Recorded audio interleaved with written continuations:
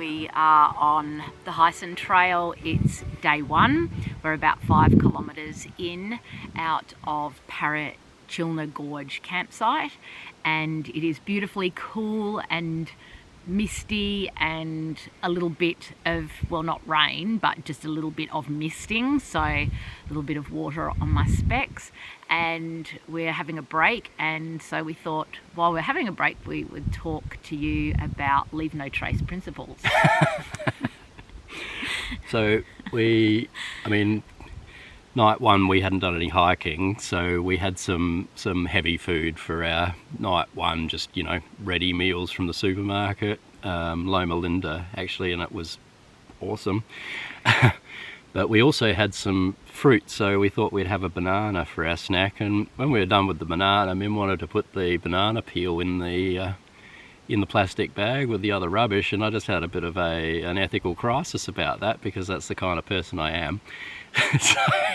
So a small debate ensued, and we decided that it would be okay for leave no trace principles if I just dug a little hole and put the banana peel in there so no one would ever know, right? So that's what I did, and I buried my banana peel at the base of a young native pine tree, and I thought it's going to do some good there, and it's weight we shouldn't need to carry. They break down in no time. They're really good for the soil.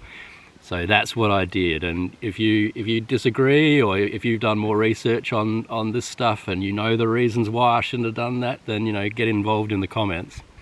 But keep it nice, okay? Keep it nice, keep yes. It nice. Do not be mean to me, because I'm a nice guy.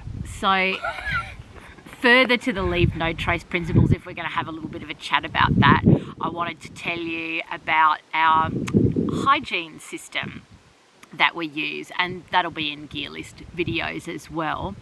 But it's almost a year ago now, I think, switched from using toilet paper to using a hiking bidet. We'd seen a couple of fantastic videos on YouTube, and I'll link them below, from a guy called Paul the Backpacker, who's an awesome YouTuber, and you should absolutely subscribe to his channel. And his video on the topic is funny. It's really funny. In fact, he's got a few videos on the hiking bidet, and they're all hilarious, including a bit of a demonstration, which is not explicit at all, I promise.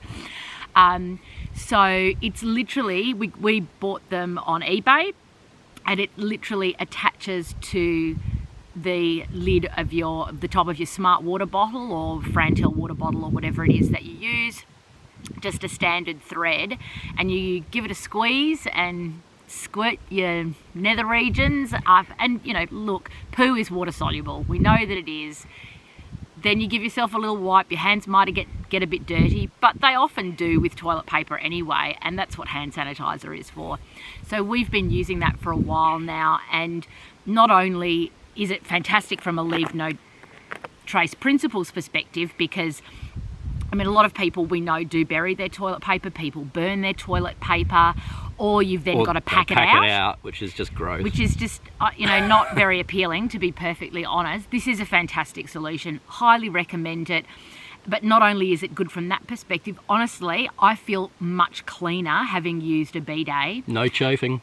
No chafing. Now, the only time it would ever be an issue is if you are really in a dire situation with water. It uses a minimal amount of water. I would say it's 50 mils. Like I honestly don't know, but it's a minimal amount of water. It wouldn't be even 2 mouthfuls, really. Yeah, so if you were really stuck and you knew that it was going to be a 30-kilometre hike until you got to the next water, then maybe, the bidet would be an issue. You'd think about it. But under most hiking circumstances, it's a really fantastic option, and I would highly recommend it. There are some new ones on the market, or newish ones, branded ones called Kulo Clean, which are more expensive than the one that we bought. And to be honest, the cheapie from eBay, which came in a 3-pack, actually works absolutely fine.